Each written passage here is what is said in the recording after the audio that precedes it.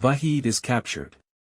Hastings abandons the dead body of the German intelligence officer in an Austrian church. It's intended to be a moving picture, but I kept thinking of how terrible it would be for the people who visit that church to discover a horribly disfigured corpse inside. If the church is abandoned, Hastings has allowed the dead body to decay within. In that scenario, why didn't he simply leave the body in the torture house?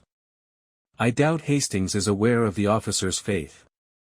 So, why choose a church? Also, if the officer is indeed deceased, why not bury him? Why leave him to fester in a church that would most likely be visited by people? I do not know. Anywa. After surviving the attack in Zurich, Edwards administers to his wounds on his own before continuing on to Stein am Rhein. After arriving at the rendezvous spot, he instantly discards his previous possessions and gets into the most recent safe house, a boat, with the stolen bearings, where Farooq and Landry are already waiting for him. Haverford is also there, and Edwards wastes no time in doubting his intelligence. In the meanwhile, Hastings arrives and informs them that they were not assisting a upstream disruption, but rather halting one. So what I'm getting is that there wasn't one.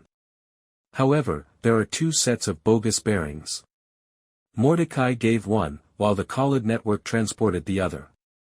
The German intelligence believed they were about to obtain the bearings and then provide them to the Iranian customer as counterfeit.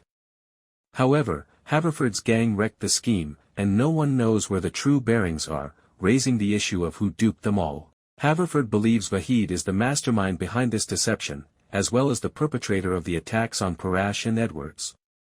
Since it's unnecessary to worry about the two sets of phony bearings, Haverford chooses to focus on persuading Vahid to persuade Cyrus and Youssef to continue their transaction with the bearings, which would now be delivered to them by the task force. When Vahid accepts this final job, Haverford contacts Cyrus.